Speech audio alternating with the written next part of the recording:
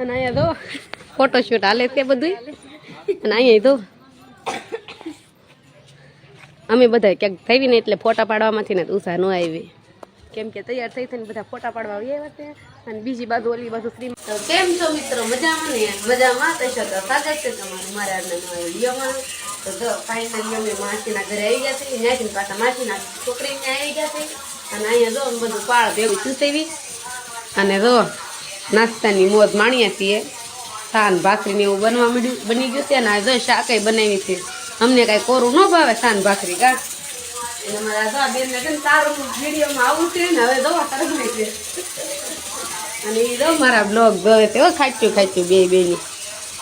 અને આ જો આ બધી મારી માસીની છોકરીઓ છે, અમારી બેન છે ને આ મોટી બેન છે. જો આના ઘરે આવ્યા છે અમે. હાલો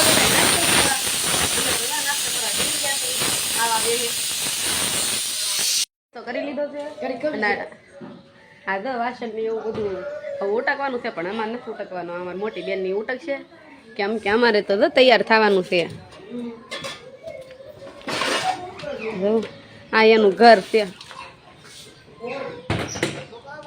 એને તો આ હીરાનું કારખાનું છે. ત્યાં એવી ઘંટીયું ને એવું હાલે છે.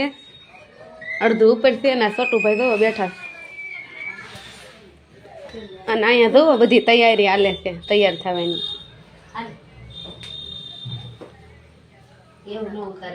આ હિરલ બેન જોવો એનો ઠેલો લઈને આવી ગયા છે. બસ લઈને આવ્યા. તમારે તૈયાર નથી થવાનું? આ બેન ના તો હમણાં લગ્ન થયા તે આ બધા તો ફેશન માં ફરે બધા. અને અમારે જેવા 3 વર્ષ થઈ ગયા ને આમાં ફેરવી હતી. અને આ બેન છે લગ્ન પછી પહેલી વાર આવ્યા છે આ બધા પ્રસંગમાં. અને હાલો અમે બધા તો તૈયાર થવા મળવી. અને પછી છે ને ભાઈ માસીના ઘરે હગાવાલા હોય ને ઘરે બધા રાવા વધુ અમે ત્યાં તૈયાર થઈ. હાલો હાલો તૈયાર થઈ જાય. હમણાં બધા મહેમાન આવી જાય. આમ બધા બેનનું તો હમણાં રખડે છે નાઇટ ડ્રેસમાં. અમે બધા રેડી થઈ ગયા છીએ અડધા અડધા. અને માથું વળાવવાનું બાકી છે. અમે તો ભાઈ ખજાનો આંખે ખોલ્યો છે. અને અમે થોડાક રૂપાળા થઈ છે બધા, કેમ કે થોડુંક થવું પડે ને બધાને લાગુ તો સુરતથી આવ્યા છે એમ. અને તો આ હિરલબેન છે ને માથું ઓળે છે, મારે એને પાસે ઓળાવવાનું છે. આમ બધા છે ને માસે ભાનુડા થવી એકાબીજાને થોડીક હેલ્પ કરવી એટલે આમ રેડી થઈ જાય ફાઇનલી. અને અડધા અડધા તૈયાર થઈને વહી ગયા છે. આ રૂમમાં આમ ખાલી 4-5 જણા થઈ દો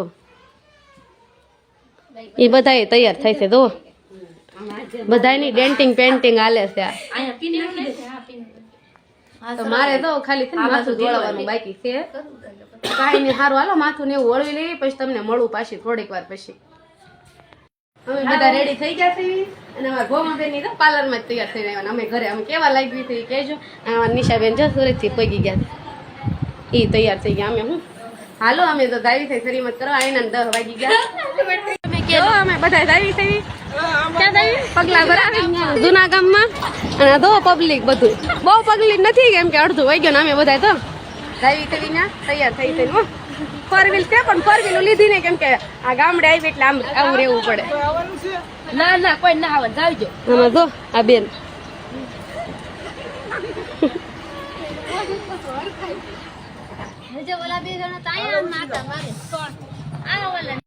આ બધા તો ફોટા પાડવા આવ્યા છે. અને અહીંયા તો અમે બધા ક્યાંક થઈ ને એટલે ફોટા પાડવામાંથી ને ઉષા ન આવી, કેમ કે તૈયાર થઈ થઈને બધા ફોટા પાડવા આવ્યા છે. અને બીજી બાજુ ઓલી બાજુ શ્રીમતની વિધિ થતી થઈ ગઈ છે. તો અમે થોડીક વારમાં ત્યાં જઈ તેવી હવે. તો મિત્રો જમવાનો સમય થઈ ગયો હતો અને અત્યારે 1:30 વાગી ગયો હતો એટલે અમને બધાની ભૂખ લાગી ગઈ હતી. અને મેં તો ખાઈ લીધું છે ને આ જો બધા ખાય છે. જો આ મોટા મહેમાન તે બધા ખાય છે. અને એ તો ખાઈ ખાઈ છે ને આરામે હાલે છે. આ જો આ બધા અમારી ફેમિલી છે, મોટામાં મોટી ફેમિલી છે અમારી, બહુ મોટી. અને આ જો અમારી મોટી બેન છે. બેન હામું તો ઘરે પહોંચી ગયા. અને મારી તબિયત અત્યારમાં ખરાબ થઈ ગઈ છે, પણ કાંઈ નહીં જતું એમાં ભાખરી કરવા બેસી ગઈ છું. અને અમે છે ને 6:30 ઘરે પહોંચી ગયા હતા. બધે રાતા આવતા હતા પપ્પાને ઘરે આવ્યું હતું, મામાને ઘરે આવ્યું હતું, બધે આટો મારી લીધો અને પછી અમે ઘરે વહી આવ્યા અને અત્યારે ઘરે પહોંચી ગયા છે. અને અમારે તો ધૂપમાં જવાનું છે પણ આમાં મામાનો છોકરો નહીં આવવાનું, એના માટે આ ભાખરીને એવું બનાવીને મૂકી દીધું છે.